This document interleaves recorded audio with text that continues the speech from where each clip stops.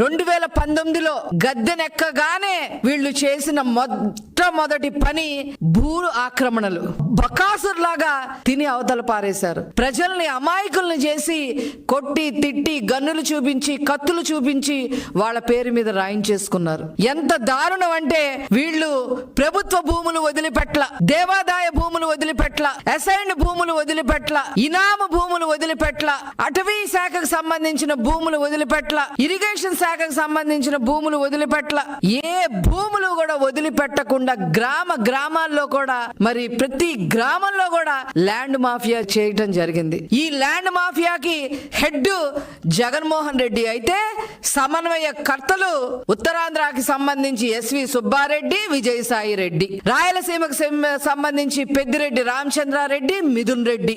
ఇక్కడ మొత్తం సమన్వయకర్తగా ఇక్కడ అమరావతి కోస్తా జిల్లాలో ఈ సమన్వయకర్త ఈ ల్యాండ్ మాఫియా